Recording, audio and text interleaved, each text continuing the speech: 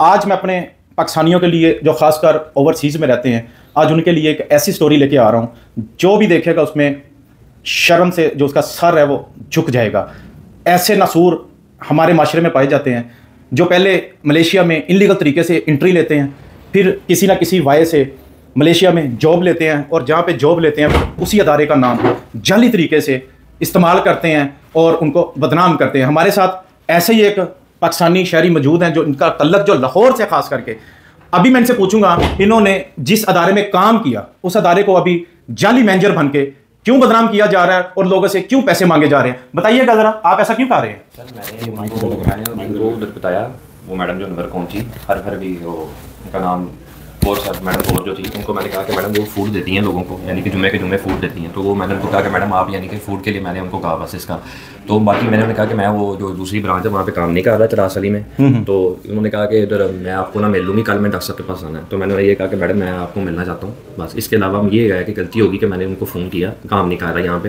लेकिन सर मैंने उनको ये मैनेजर का लफ्ज़ मेरे यानी कि इंग्लिश इतनी आई नहीं है तो उसके लफ्ज़ मेरे मुँह से अगर निकल गया तो मैंने डॉक्टर साहब मैं मानता हूँ। लेकिन मैंने बताया कि मैडम अभी काम नहीं कर रहा डॉक्टर साहब के साथ। ये लफ्ज़ मैं डॉक्टर साहब को भी कहा और आपको भी मैं सर कह रहा हूँ कि मैंने मैडम को उनको अपने अभी डॉक्टर साहब ने मुझे पूछा तो मैंने उनको बताया।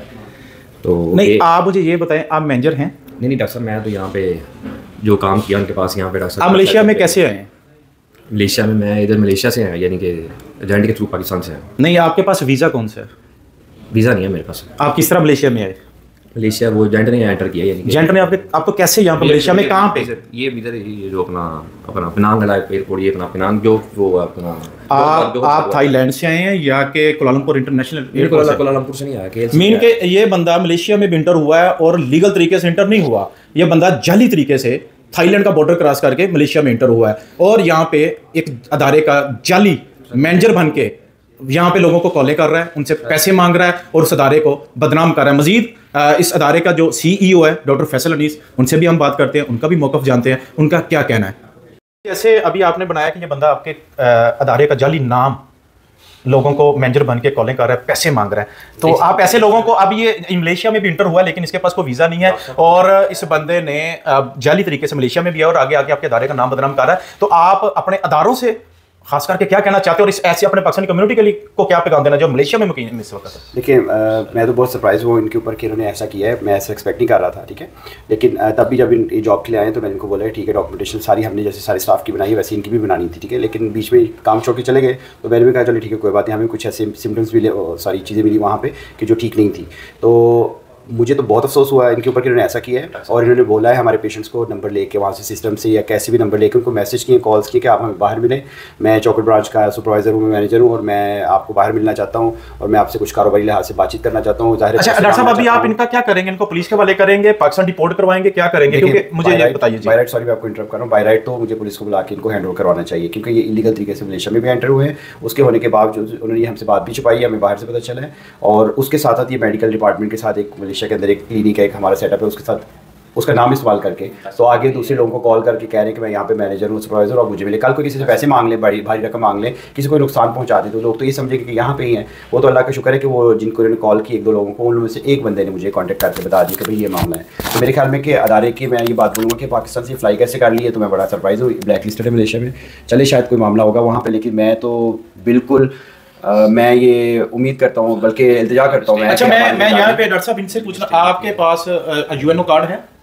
UNO कार्ड आया था गुमा हुआ ना। ओके, ये बंदा मुसलमान है जी और मुसलमान होते हुए जब हम अपना मजहब तब्दील करते हैं, कादियानियत को कबूल करते हैं या नॉन मुस्लिम होते हैं किसी भी मुल्क में जाके, फिर हमें UNHCR कार्ड मिलता है जिसको हम UNO कार्ड कहते हैं और इस बंदे ने ऑलरेडी वो भी ले रखा है। ये बंदा जी, मैं एक बात ऐड करना चाहूँगा, सारी कम्युनिटीज़ भी रिस्पेक्टफुल है, ठीक है। हमारे पास हर किस्म की कम्युनिटीज़ आती है, सब रिस्पेक्टफुल है हमारे लिए, ठीक है। लेकिन मुझे कादियानी कम्युनिटी से भी बात पता चली, उनके वो लोग जिनके पास ये रह चुके हैं कि उन्होंने वहाँ पर भी बहुत ज़्यादा सिक्योरिटी से कोलमैन वाला काम किया हुआ है, ठीक है जी। आपने देखा ये उस अदारे के CEO डॉक्टर फैसल अनीस और दूसरी तरफ मेरे पास वो पाकिस्तान का फ्राडिया एजेंट 2 नंबर, जो पाकिस्तान से 2 नंबर तरीके से मलेशिया में आया और आके इसने यूएनओ कार्ड भी ले लिया, अपने मुसलमान होने पे भी अपने आपको शको शुबात में डाल दिया, क्योंकि इसने कादियानियत की सरपरस्ती में जाके उनका यूएनओ कार्ड मलेशिया में हासिल किया।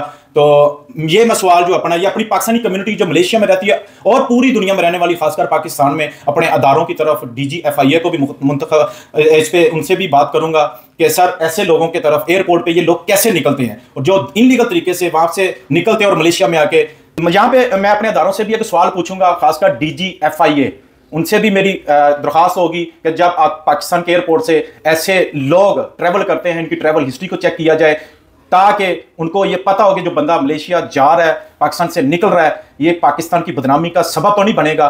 तो आज ये पहला केस मलेशिया से मैं बिल्कुल इसको लेके आ रहा हूं, अपने चैनल पे लेके आ रहा हूं, और ये एक आप लोगों के लिए सवाल भी छोड़ के जा रहा हूं, हमारे अदारे कब तक ऐसे लोगों को मुल्क से फरार होने में कामयाबी देंगे, और ये मलेशिया जैसे मुल्कों में आके जहां पे पाकिस्तान की बड़ी रिस्पेक्ट की जाती है और अपने मुल्क का नाम बदनाम करने में ऐसे लोग हैं जो रोल अदा करते हैं। कैमरा टीम के साथ मलिक वाजिद अली, कुआलालंपुर, मलेशिया।